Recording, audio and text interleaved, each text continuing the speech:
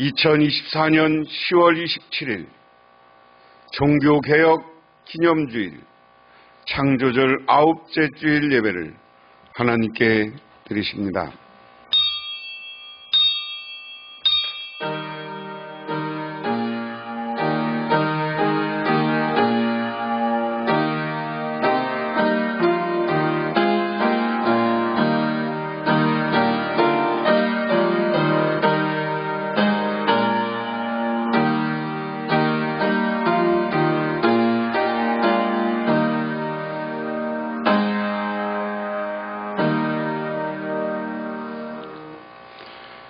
나의 영혼아 잠자히 하나님만 바라며 나의 구원이 그에게 나오는도다. 오직 그만이 나의 반석이시오 나의 구원이시오 나의 요새시니 내가 크게 흔들리지 아니하리로다.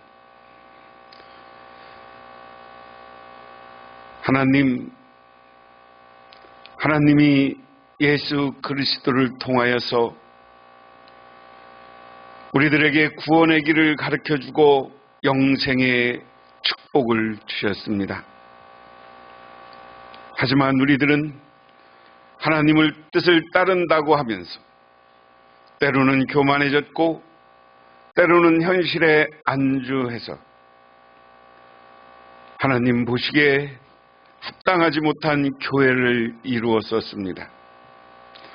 그때 하나님은 하나님의 사자를 보내서 종교를 개혁했고 오늘날 새로운 교회가 우리들에게 다가왔습니다. 그런데 종교개혁 500년을 보내며 우리들 또한 되새겨보니 다시 도구마에 빠졌고 다시 교만해졌습니다. 우리의 이러한 모습을 바라보며 오늘 다시 한번 우리가 회개하고 우리가 잘못된 것, 교회를 잘못 만들어간 것 우리 하나님 앞에 내려놓사오니 우리 교회가 바로 서서 하나님의 뜻에 합당한 교회가 되게 하옵소서. 오늘 우리가 하나님께 드리는 예배가 하나님 뜻에 맞는 예배가 되게 하옵소서.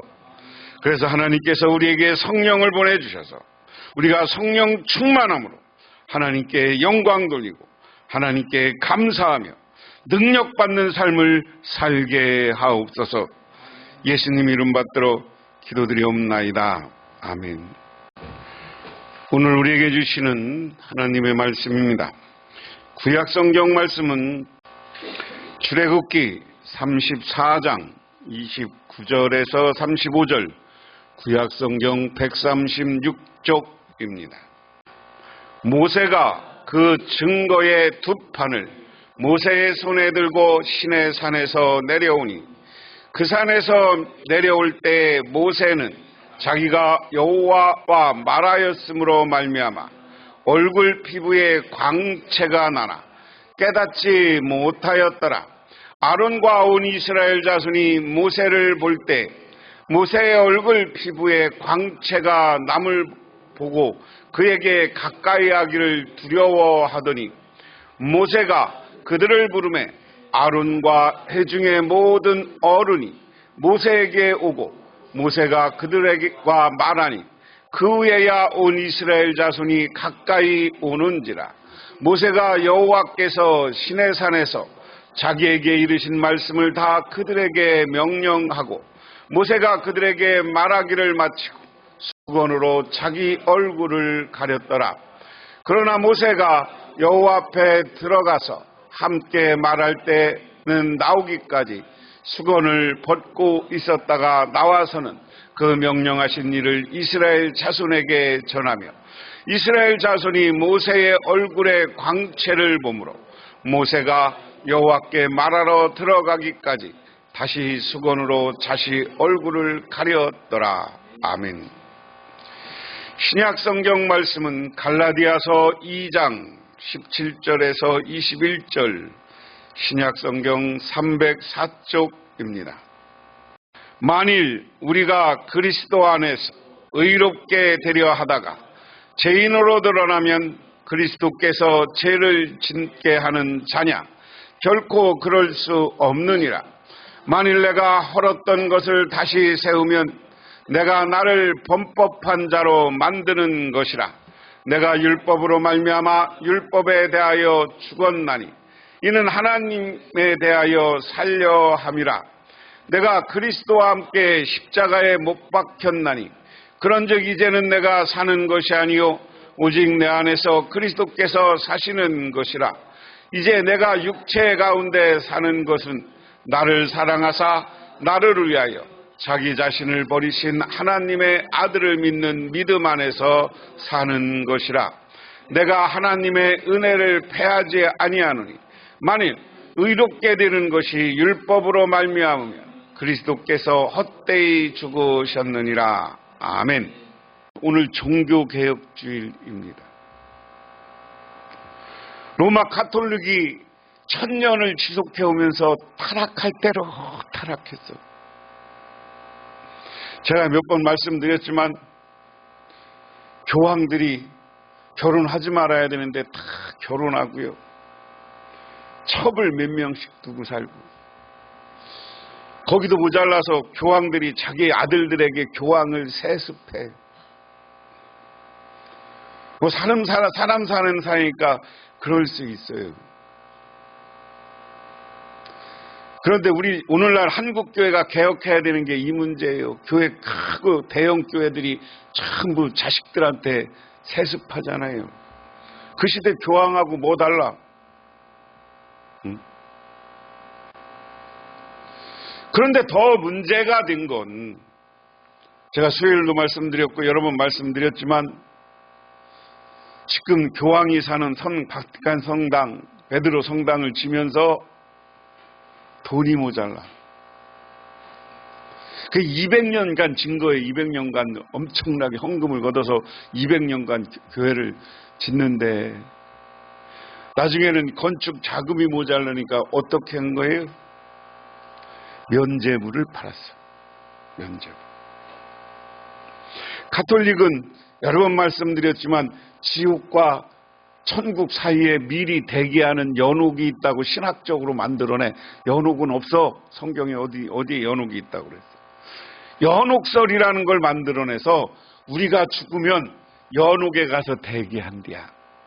그래서 심판장이신 예수님을 만나기 전에 연옥에서 대기하는데, 지옥 갈 사람도 그 후손이 그리고 헌금을 하면, 일정 정도 면죄부를 사갖고 헌금을 하면 그 순간 네 조상이 지옥 갈 사람이 천국으로 간다. 그러고 면죄부를 팔아먹어. 그리고 너도 살아. 너도 나중에 지옥 갈 놈인데 천국 가려면 너도 면죄부 살아. 이런 식으로 해서 면죄부를 팔아요. 그 당시 가톨릭을 보면서 루터가 자기가 수도원에서 기도하고 자기가 성경을 읽고 신학을 해본 결과는 아니야. 그래서 가톨릭에 그때 문제 있는 것 95개 반박문을 이 독일 성계 안에 문에다 붙여버렸어. 우리로 얘기하면 벽보 사건이야. 그러니까 많은 사람들이 그걸 보고 옹호해요. 그러면 가톨릭이 썩었고 부패하지 않았으면 그걸 보고 회개했어야 되는데 어떻게? 루터를 죽이려고 그래.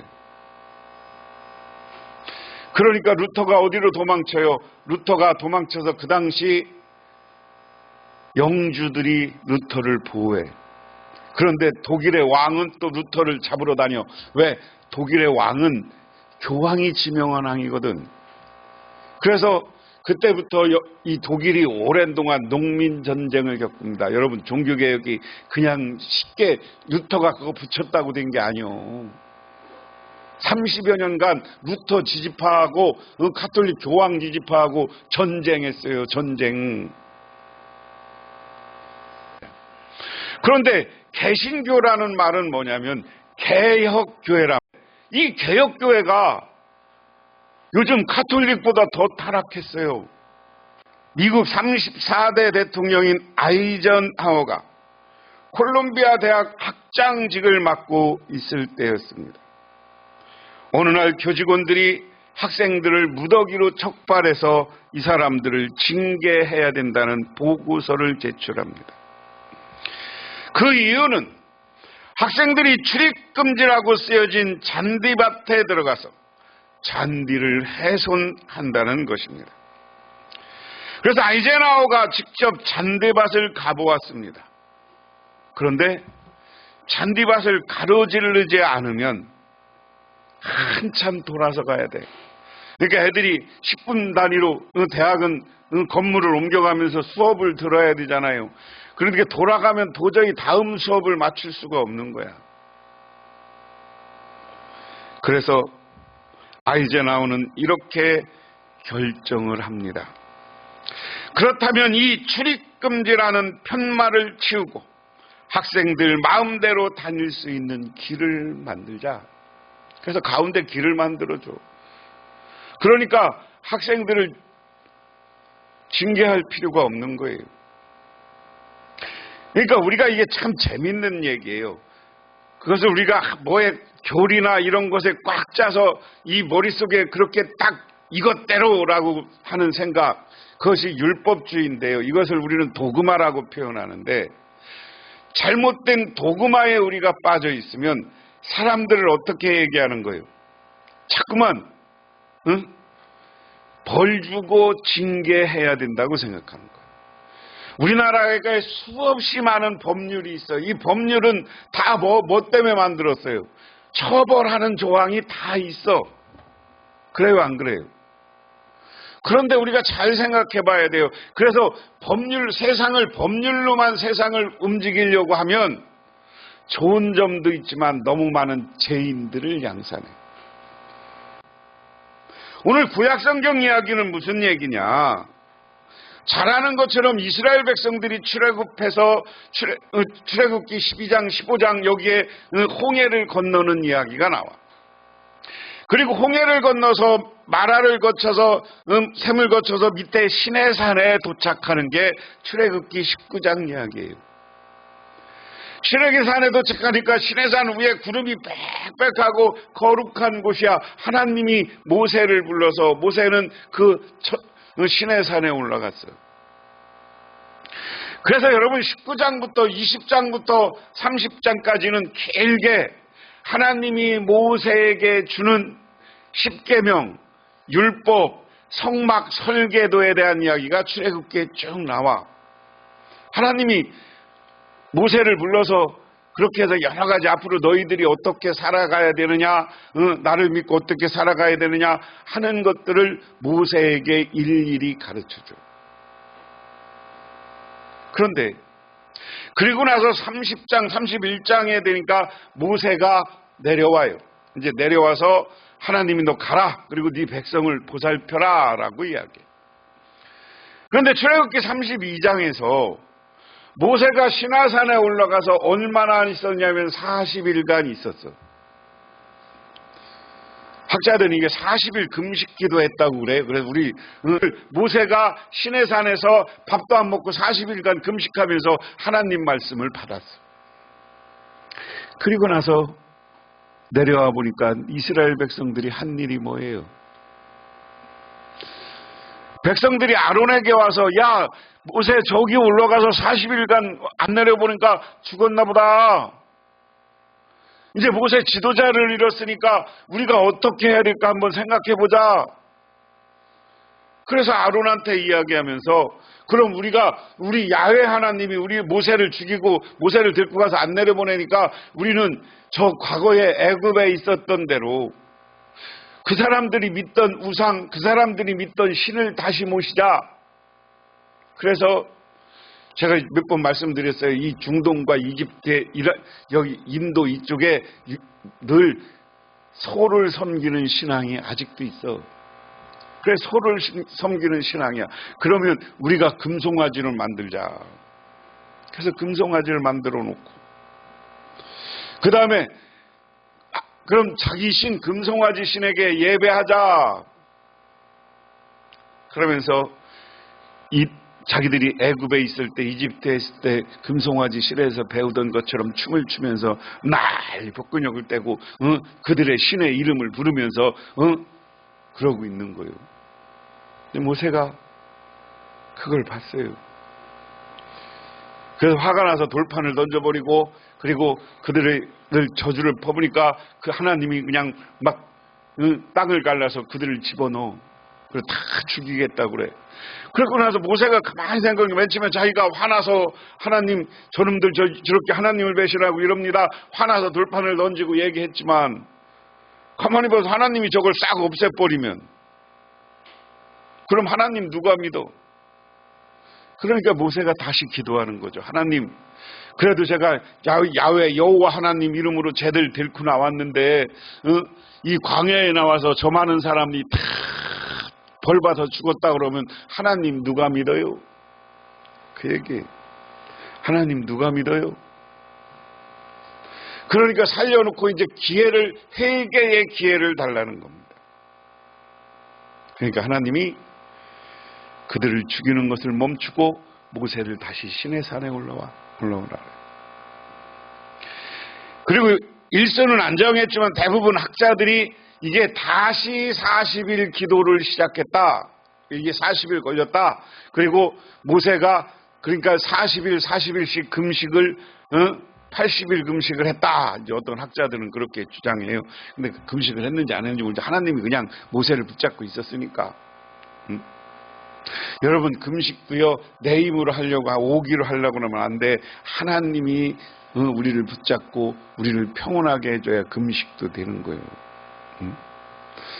하여간 모세가 80일간을 금식했다. 이게 이제 성서학자들이 지금까지 하는 이야기예요. 그리고 다시 하나님을 만나. 그리고 하나님이 깨졌던 돌판에다 다시 모세로 하여금 십계명을 적게 하고 그 십계명을 가지고 내려오는 장면이 오늘 본문입니다. 그래서 오늘 말씀을 보면 모세가 두 증거판을 손에 들고 시내산에서 내려왔다. 그가 산에서 내려올 때 그 얼굴에는 빛이 났다. 주님과 함께 말씀을 나누었으므로 얼굴에 그렇게 빛이 났으나 모세 자신은 전혀 알지 못하였다. 여러분이 가지고 있는 개역성경에는 모세가 그 증거의 두 판을 모세의 손에 들고 시내산에서 내려오니 그 산에서 내려올 때 모세는 자기가 여호와와 말하였으므로 말미암아 얼굴 피부에 광채가 나나 깨닫지 못하였다. 여러분, 하나님의 은혜 받고 하나님과 우리도 이 시대도 성령 받고 우리가 뜨거워지면 우리 얼굴에 광채가 나는 현상들이 있어요. 근데 오늘날 보는 현상은 아니고 모세가 얼굴이 해처럼 빛났던 거예요. 이런 광채와 비슷한 현상은 어디에 있습니까? 마태복음 17장에 가면 예수님이 제자들과 함께 변화산상에 올라갔을 때 예수님의 얼굴과 예수님의 모습이 하얘졌는데 그렇게 하얀 게 없더라. 거룩함에 보시. 하나님은 우리가 하나님과 영으로 교통하면 하나님과 소통하면 하나님은 우리의 영도 변화시켜 주는 거예요. 그래서 그런 모습으로 내려와. 여러분 한번 생각해 보세요. 하나님은 왜 모세에게 그렇게 광채가 나게 했을까?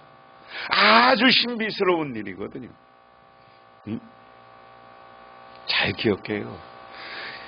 이 이스라엘 백성들이 모세가 없을 때 하나님을 배신하고 40일 금송아지 세워놓고 난리 쳤던 거야. 그리고 하나님 안 믿고 금송아지 신을 믿고 그게 신이여 했던 사람들이에요. 오늘날도 잘 생각해 보세요. 우리 교회는 뭐 작으니까 그럴 것도 없지만 한국 교회가 대형화하면서 돈이 엄청나. 금송아지 섬기는 거랑 우리나라 교회가 지금 뭐 다르냐고요. 진짜 여기에 모세가 내려오면 한국 교회를 향해서 진짜 한마디 할 거야. 근데 그거 회개해야 돼. 그런데 모세가 이렇게 돈, 우상, 요즘 금송아지 만들었다는 건 물질주의이고 물량주의예요. 거기에 빠져있는 이스라엘 백성들에게 누가 참 하나님이고 누가 참 신인가를 하나님이 보여주는 거예요. 모세를 나의 사명자로 모세를 세우신 하나님이야말로 전능하신 하나님이고 능력자 하나님인 것을 이스라엘 백성들에게 보여주는 거예요. 그리고 나서 30절에 아론과 이스라엘 모든 자손이 모세를 보니 모세의 얼굴에 살결이 빛나고 있었다. 그래서 그들은 그에게로 가까이 가는 것이 두려웠다. 모세가 얼마나 광채가 빛났는지 그거 가까이 가는 게 두려울 정도로서 빛나는 얼굴로 모세가 뚜벅뚜벅 저 시내산에서 내려오는 거예요. 30절에 모세가 그들을 부르자 아론과 회중의 지도자들이 모두 그들에게 가까이 갔다. 모세가 먼저 그들에게 말을 걸거니, 여기 세 번역에는 회중과 지도자 그랬는데 여러분 개역성경에는 어른들 이렇게 표현했습니다. 이 지도자들이 먼저 모세에게 간 거야. 지도자들은 누구예요? 이스라엘이 12지파로 나눠져 있고 12지파의 대표들이 있었고 12지파 지파장이 오면 그와 함께 오는 사람들이 한 3명은 같이 왔잖아요. 그래서 72명 산에 들린 이게 늘 이스라엘의 장로들이고 지도자들이야. 그들을 먼저 불러 그리고 그들에게 말을 한다라는 겁니다. 그런데 오늘 무슨 말을 했냐? 32절에 그때에 모든 이스라엘 자손이 그에게 가까이 갔다. 모세는 주님께서 시내산에서 자기에게 말씀하신 모든 것을 그들에게 명하였다. 그들을 불러서 말을 걸고 첫 번째 한 게 하나님의 말씀을 전하는 거야. 자, 모세가 광채가 나는 얼굴로 왔지만 이제 이스라엘 백성들을 향해서는 우리가 살 길은 뭐냐? 하나님의 말씀대로 사는 것이다. 여러분, 마르틴 루터가 종교개혁할 때 오직 성서, 오직 믿음 이 두 가지 캐치프레이즈였어요. 오늘 이 말씀이 여기에도 나오는 거예요. 오직 믿음은 뭐예요? 전능하신 하나님, 그리고 예수가 그리스도인 것을 우리는 믿는 거예요. 오직 말씀은 뭐예요? 성경 말씀, 하나님의 말씀으로 우리는 살고 그 말씀에 순종하면서 살아야 되는 거예요. 그래서 오늘 모세는 첫 번째 하나님의 말씀을 전하는 거예요. 뭐예요? 십계명을 비롯해서 오늘 출애굽기 오늘 20장부터 31장까지 나오는 모든 하나님이 준 계명과 성막 세우는 일, 이것을 백성들에게 이야기하는 거예요. 모세는 그들에게 하던 말을 다 마치자 자기의 얼굴에 수건을 가렸다 그랬습니다. 이것은 많은 학자들이 어떻게 했느냐? 모세의 겸손을 이야기하는 거예요. 자기가 광채나는 얼굴로 백성들에게 딱 내가 하나님의 대행자다 이렇게 이야기할 수 있어. 교회가 크면 그렇게 교만해져. 오늘 그렇지만 자기가 그렇게 능력 줬을 때 그 능력을 자기 능력이라고 하지 않고 자기 이름을 팔아먹지 않아. 모세는 광채가 나는 얼굴을 가리고 백성들 앞에서는 하나님 말씀 전할 때는 수건을 벗었지만 말씀을 전하지 않을 평상시는 얼굴을 가리고 하나님 앞에 겸손한 지도자 모습을 가지고 있다. 우리가 겸손해져야 돼요. 이 종교개혁 시대, 종교개혁을 생각하면서 교황들처럼 타락하면 안 돼. 우리 지도자들부터 겸손해야 돼. 저부터 겸손해야 되고 교회에서 지도자들이 겸손해져야 돼. 그러나 모세는 주님 앞에 들어가 주님과 함께 할 때는 수건을 벗고 나올 때는 쓰지 않았다. 나와서 주님이 명하시는 것을 이스라엘 자손에게 전할 때는 이스라엘 자손이 자기 얼굴에 빛이 나는 것을 보게 되므로 모세는 주님과 함께 이야기하려고 들어갈 때는 다시 얼굴에 수건을 가렸다. 자기가 하나님의 이야기를 할 때는 광채를 나는 그냥 두지만 하나님과 대하고 백성들에게 가렸다. 겸손한 모습. 하나님은 타락하고 하나님을 배신했지만 우상을 섬겼지만 그들에게 이스라엘 백성들에게 새롭게 모세를 택하고 모세에게 말씀을 주시고 모세를 통해서 얼굴에 광채나는 모습을 통해서 살아가시는 하나님, 오직 하나님만 믿으라고 바꾸고 계신 줄 믿으시기 바랍니다. 우리나라도 재미난 얘기가 있어요. 1917년에 김길찬 목사님이라는 분이 저 하만에 있는 어느 교회에 오늘 얘기하면 전도사로 부임했어요. 전도사로 부임해서 처음 한 일이 뭐냐면 그때까지 한국 교회는 어떻게 했어요? 남자석, 여자석을 만들어 놓고 희장을 쳤어. 응? 그래서 전사님이 아이고 여기서 설교하다 보니까 남자도 보고 여자 시장처럼 보여 안 보여? 그러니까 시장을 딱 제거해 버렸어. 그러니까 노예에서 열어갖고 노예 허락 없이 시장을 제거했다고 이 목사님을 쫓아냈어. 징계했어. 아이고 별걸 다 갖고 이때는 징계됐어. 그러니까 그쪽에 선각자 어느 어른 목사님이 이 친구를 데려다가 자기 교회 다시 부목사 전도사를 세웠어. 그러면서 어느 날 설교하면서 너가 전에 있던 교회에서 왜 잘렸니? 왜 징계받았니를 얘기했어. 그래서 제가 시장 걷어서 그랬다. 그러니까 교인들한테 물었대. 이게 맞습니까? 시장을 치고 하는 게 맞습니까? 그러니까 교인들이 시장 벗고 가족끼리 모여서 예배드리게 해달라고 그러더래. 그래서 그 교회도 시장을 제거했대. 목사님도 참 멋있는 목사님이잖아. 근데 우리가 뭐 하나 바꾸는 게요, 그렇게 힘들어요. 교회가 잘못된 관행과 습관을 바꾸는 게 그렇게 힘들어. 우리들도 그래요. 그렇다고 아예 전통을 무시하자는 얘기는 아니요. 무시하자는. 우리가 잘 생각해봐야 돼. 오늘 신약성경 이야기는 그 이야기입니다. 갈라디아서 오늘 앞부분에 보면 사도 바울이 게바 베드로를 혼내켰다는 이야기를 해. 혼내켰다는 이야기. 왜?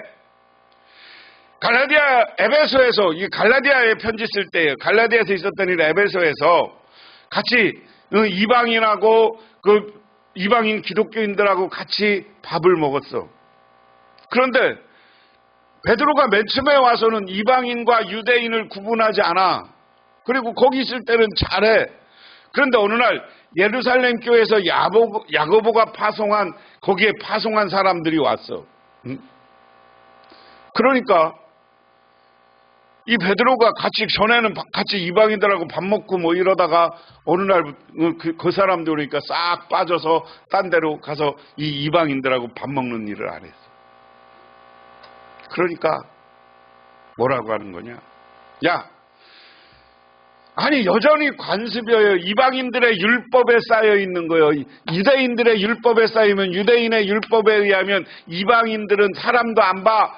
지옥 갈 사람으로 봐서 같이 밥상머리에 밥도 안 먹었어. 테이블도 같이 안 했어요. 그런데 오늘 바울의 입장은 뭐냐? 아니 예수 믿고 구원받았으면 다 형제 자매지 율법이 뭐 중요하냐? 같이 형제 자매로 함께 살아야지. 그래서 내가 베드로도 혼내켰다. 그래서 오늘 갈라디아 교회가 네 파로 나눠서 분쟁하는 거예요. 베드로파, 바울파, 그리고 율법을 지키지 않은 파, 아니면 율법도 하나의 잘 계승했지만 우리 율법을 안 지켜도 구원받는다 하는 파. 근데 여기에 율법의 가장 중요한 건 뭐냐면 할례 문제입니다. 이방인도 구원받으라면 자꾸만 할례를 받으라고 그래. 나이 먹어서 자꾸만 8살 애들에 8살 때 못 모를 때 할례를 주는 건데 자꾸만 나이 먹어서 다시 할례를 받으라니까 이방인들이 교회 다니는 거였기 때문에 그것 때문에 거부감이 있었어. 그러니까 그런 이야기예요. 그러면서 오늘 마지막 절이 그거에 대한 핵심입니다. 나는 하나님의 은혜를 헛되이 하지 않습니다. 의롭다 하여 주시는 것이 율법으로 되는 것이라면 그리스도께서 헛되이 죽으신 것입니다. 니들 율법을 지키고 율법으로 구원받는다면 예수님이 십자가에 못 박혀 돌아가신 것이 헛된 거야. 율법이 중요한 게 아니라 내가 예수 그리스도를 믿고 영접하는 게 중요한 거야. 율법이 아니라 믿음이 중요한 거예요. 여기에서 오직 믿음이라는 이야기가 여기 온 거예요. 그럼 이게 의인론, 친의론 뭐 이런데 어떻게 되면 의롭게 되느냐? 우리가 예수 믿고 예수를 그리스도로 믿고 세례 받으면 우리는 다 구원받아. 그 당시 바울은 다니면서 그렇게 가르쳤어요. 그래서 바울은 이방인들하고 아주 꺼리낌 없이 어울리고 그들을 교회로 받아들여서 정말 교회 안에서 축제를 벌이면서 같이 보냈는데 유대인이라고 베드로가 이방인하고 전에는 사람이 없을 때는 밥을 잘 먹더니 야고보가 오니까 눈치 봐. 왜냐하면 예루살렘 교회는 다 유대인이기 때문에 그런 율법을, 유대인적 율법을 어느 정도 지켜가면서 예수를 믿었어. 그건 유대 전통이고, 여기 에베소나 갈라디아는 지금 유럽이 아니라 아시아 지역이에요. 지금 유대 지역이 아니라 지금의 터키 지역에 있는 교회들입니다. 이방 지역의 교회예요. 이방 지역까지 이렇게 하면 교회가 성장하겠느냐 하는 사도 바울의 외침입니다. 아니, 오직 믿음이 중요한 거야. 그 얘기예요. 그래서 오늘 종교개혁을 보내면서 우리들이 정말 하나님 앞에서 어떻게 해야 되느냐. 하나님의 말씀을 받아들여야 돼요. 그게 오직 성경, 루터가 얘기한 것, 오직 성경. 오늘 모세도 맨 먼저 자기가 얼굴이 변화되고 광채나는 얼굴로 왔지만 지도자들과 이스라엘 백성들을 불러서 첫 번째 한 게 하나님의 말씀을 전한 거야. 그래서 우리는 성경인 하나님의 말씀을 따라 살아. 오직 말씀. 또 하나는 오직 믿음입니다. 예수를 그리스도로 믿어. 율법이 중요한 거 아니야. 우리 관행과 간습이 중요한 게 아니라 오늘 이 시대 예수가 그리스도가 되신 것을 믿고 성령이 와서 우리를 인도하는 대로 사는 것. 그것이 올바른 믿음이고 올바른 오늘 종교개혁제를 보내는 우리의 모습이 될 줄 믿으시기 바랍니다. 기도하겠습니다. 하나님 아버지 고맙습니다. 우리는 오늘 부패했던 가톨릭을 개혁하고 새로운 시대를 시작하고 새로운 신앙의 길, 새로운 믿음의 길을 간 종교개혁자들을 생각해 봅니다. 우리도 이 시대 새로운 길, 새로운 믿음의 길을 가야 됩니다. 그 길은 오직 말씀을 다시 되새기게 하시고 예수를 그리스도로 믿고 성령 충만하여서 성령이 인도하는 능력의 길을 걸어갈 때 우리가 새롭게 변화되고 개혁되고 하나님께 잘했다 칭찬받는 것임을 믿고 우리도 온전한 종교의 길, 신앙의 길을 걸어가게 하옵소서. 그래서 우리 교회가 하나님 앞에 칭찬받는 교회가 되고 우리 성도님들이 하나님께 칭찬받는 성도님들이 되게 하옵소서. 예수님 이름 받들어 기도드리옵나이다.